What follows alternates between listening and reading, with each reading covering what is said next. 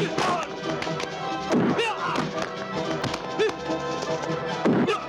guys, it's Will, it's Hong Kong Cinema Appreciation Society. Welcome back to the channel. If you are new to the channel, thank you for finding us. Hope you liked this video. I hope you like Hong Kong cinema.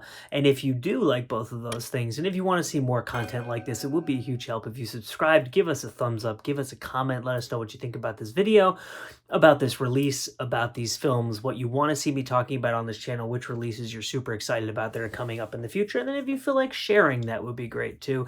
And a huge shout out to our patrons. A lot of the releases that you see me reviewing on this channel are funded by our patrons, or in some cases, actually, they're sent to me by the patrons. The people on Patreon do sometimes send me releases, which is really fantastic. So thank you so much for that. They are amazing people. It's a really fun community in there. It's very supportive.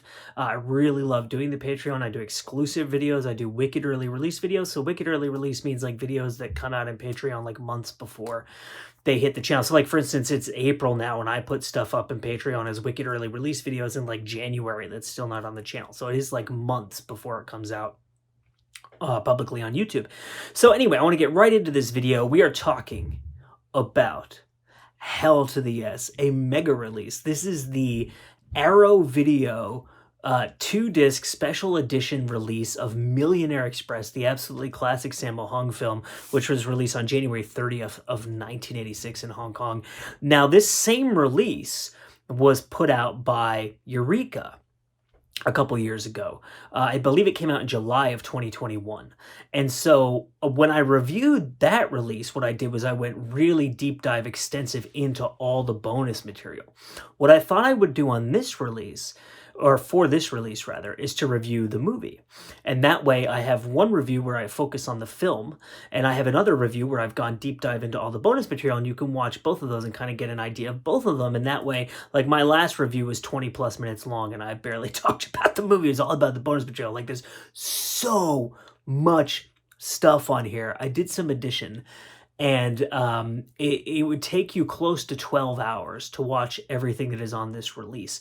There are 4 versions of the movie. There's a commentary track from Frank Jeng. There's a commentary track from Mike Leader and Arna Venema. There's a commentary track, select scene commentary, with Cynthia Rothrock, who is in the film, and Frank Jeng talking about the film, kind of like a conversation about the film. There are 7 interviews on this release. There are multiple, there's like something like 2.5 hours worth of interviews. There's 3 interviews with Cynthia Rothrock. There's 2 with Sammo Hung. There's 1 with Yoon Bi-yoo. There's 1 with Yukari Oshima. Now, if it sounds to you like there are a butt ton of really famous people in this film, that's kind of one of the whole things about this film. If you've seen this film, you'll know that, or if you've seen the poster, you've seen all the faces on it. If you know anything about this film, this was a Chinese New Year's release in 1986, and it really is this like big budget extravaganza, kind of gangbusters 80s comedy martial arts opus.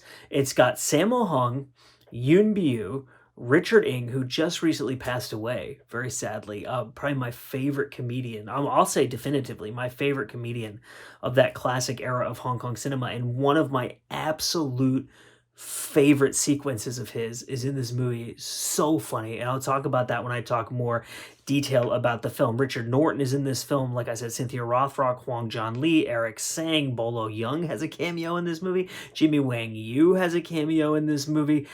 Dick Y is in this film. It's just insane how many famous people are in this film. And there's also, actually, I should mention, as I was talking about the bonus features, Sam Gilby, I believe, did the artwork, and then and I really like the artwork for this release. It's very colorful. I like the composition of it. I like the way the figures are rendered. They're very lifelike. Like it's a very cool slipcase, very cool artwork. And Jonathan Clement and David West did the writings for the special edition booklet that you'll get if you get one of the first run of this release.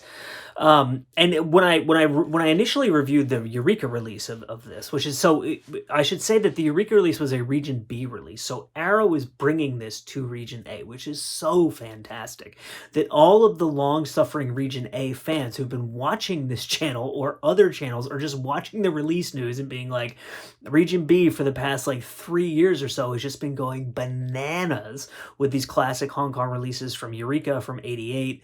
And from like Arrow. Actually, Arrow has been putting out stuff in the UK as well. And finally, but primarily I was Eureka in '88. Finally, Arrow and other companies too, but Arrow is really doing a lot of Hong Kong releases for Region A, and 88 has been doing some as well. But like Arrow put out the Shaw Scope sets in Region A and Region B, and so finally the Region A fans who do not have the multi-region players, which I totally get, because for many years I did not have a multi-region player, and I understand that it can be a daunting thing to think about, and it can be cost prohibitive, not just because you're buying a new player, but because you then have to buy all these releases from all over the world, and the shipping, and I totally get it, right? I'm not one of these people who's going to be like judgmental about like, it's 2023, why don't you have a region-free player? I get it. It's so awesome that Arrow is doing this and that we now get these releases in Region A, because I'm in Region A, obviously, right? So even though I have the multi-region player, it's really awesome to just have these domestic releases, like the Heart of Dragon release from Arrow is absolutely fantastic. I love that movie and I love that release, and I just recently reviewed it and I'm so happy that that's out. Knockabout, which I will be reviewing soon, which is a classic, like old school kind of martial arts movie, which I previously reviewed because Eureka did release that in the UK. So you can find that on my channel, but I will be reviewing the Arrow release as well. And Hand of Death, a John Woo movie, like so much awesome stuff that Arrow is putting out. So I'm sorry, I'm geeking out a little bit, but I'm just really excited about this. So let's get into the movie, because that's what we're here to talk about today. What is Millionaire Express? This is like it's kind of a Western comedy martial arts extravaganza. So to be totally clear, straight up front, this movie, for most of its running time, is really more of a comedy. The last like 15 minutes is just gangbusters, insane gonzo fight scenes. Like Hwang Jun-lee goes crazy with the kicks. Yukari Oshima and Richard Norton and Cynthia Rothrock are all fighting. Sammo is doing awesome fights. One of my favorite fight scenes in any movie ever, which you will know if you watch my list of my 5 favorite fight scenes, which I did, is in this film, which is Yun Bu versus Dick Y. And the fighting is so fast, so precise, so aggressive.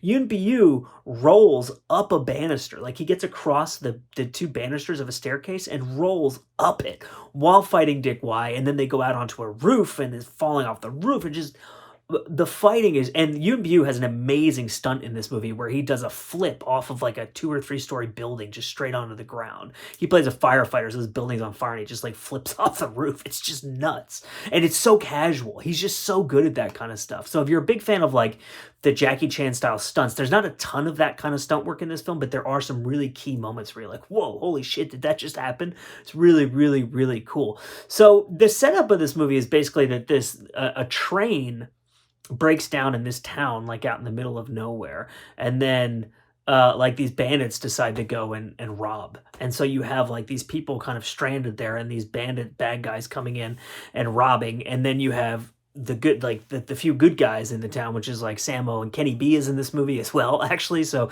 Kenny B was a really, really, really famous musician, from what I understand, in Hong Kong, and I think he was in a band with Alan Tam that was like a hugely famous band. Alan Tam, was in Armor of God, with Jackie Chan, and he was in Dragon Family, which is a film, like a heroic bloodshed film that I'm almost positive is directed by Lau Kar-wing, but I've reviewed that film on the channel too. So the last like action scene in that movie is absolutely freaking insane, and Andy Lau is in that movie. But anyway, I digress. Kenny B was like a really famous musician and pop star, and then he was in movies as well. He was in My Heart Is That Eternal Rose, which is a heroic bloodshed film, which is one of my absolute favorite heroic bloodshed films. I reviewed that film last year. Tony Leung is in it. I just absolutely love that movie. Fantastic film. So the cast in this movie is incredible, and a lot of the movie, like I said, it's more of a comedy, and it really shows off Sammo Hung's greatness with kind of like silly situational comedy. And it's a film that was meant to appeal to families, right? Like all audiences, because it's a Chinese New Year's release. So the idea is that, the whole family would go and see the film. And so it's not like one of these harder edged Sammo films like Don't Give a Damn, or even in like the Pom Pom series, you have these very off-color jokes, and in the My Lucky Stars series, this is much more of like it would be like a PG-13 movie in the States, I think, more than like an R-rated movie. It does have like it has a lot of violence in it, so I don't think it wouldn't be like a PG movie. Like it's not that tame, but it's not like a super harder edge kind of aggressive kind of. Sammo likes to be naughty. He likes to be very naughty, and this movie is not like super, super naughty in the way that some of his comedies are, but it's just got really funny, like, I like really funny, goofy, silly humor, right? So there's a scene in this movie where Kenny B is operating like a cannon machine gun type of like Old West machine gun crank handle kind of thing, right? And it overheats, and he's like, oh, we gotta wait for it to cool down, like we need water, and then Sammo pees on it. It's just like, that to me is really funny. Like, I see the influence almost of like Marx Brothers in this movie, where it's like you have central characters, but you also have this enormous cast, and you have a kind of a closed setting. 'Cause you look at a movie like Duck Soup, which is a Marx Brothers movie. Most of the movie takes place in kind of like a single location, and there are multiple kind of points of action within that location, right? So like in this movie, you have a whole town, but it really is just one town. So it's a single location, but there's multiple kind of places around. And while you're following kind of the main characters, there's all this chaotic insanity going around them that leads to all these gonzo comedian. Like there's a bank robbery in this movie. Like while there's a fire, while these bad guys are coming into town, while this train is broken down, like it's just madness.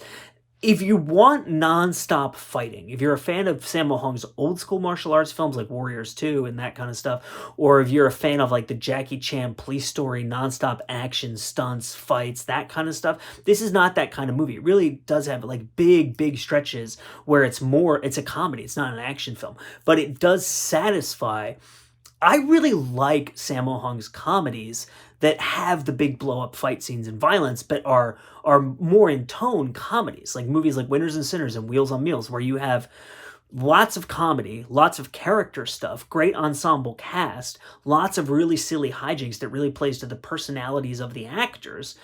And then you have like the show-stopping Benny Urquidez fight scene in Wheels on Meals. Here you in Millionaire Express, you just have this insane ensemble of insanity at the end of the film.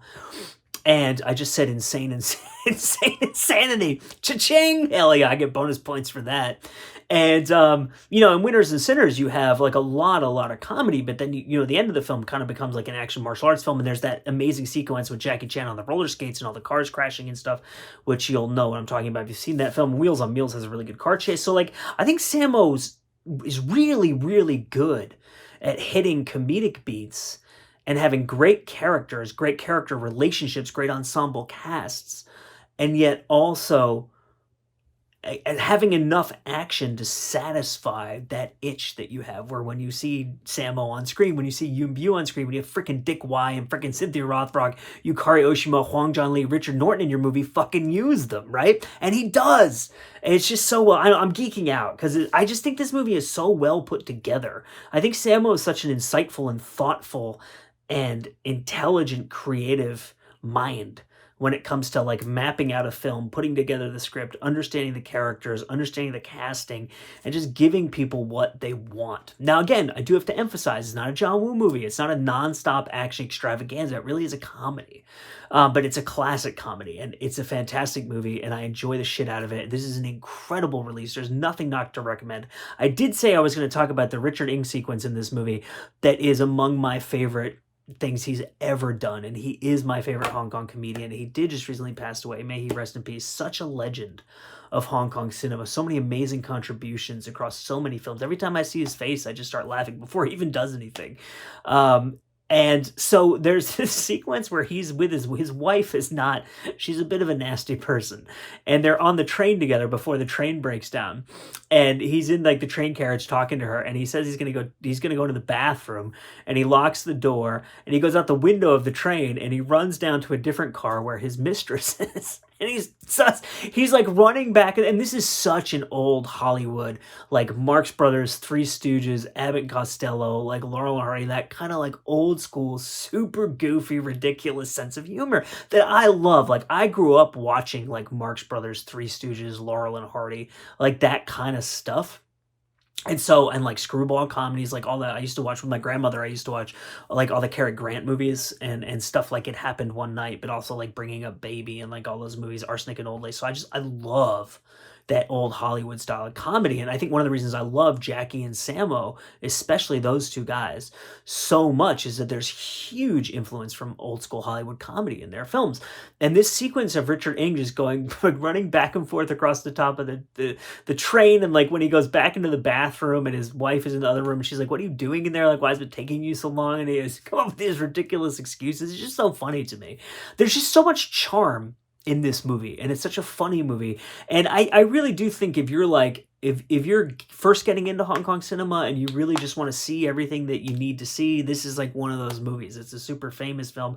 It was a big film. It had a big budget. The budget was well spent. And this release is freaking fantastic. I cannot emphasize that enough. So thank you to Arrow for putting this out. And thank you to Eureka for initially putting it out in Region B. Arrow has put it out in Region A, excuse me. It's Sammo Hung. It's Millionaire Express, released originally January 30th of 1986. My name is Will. You are watching Hong Kong Cinema Appreciation Society. I do thank you so much for watching this video, and we will see you next time.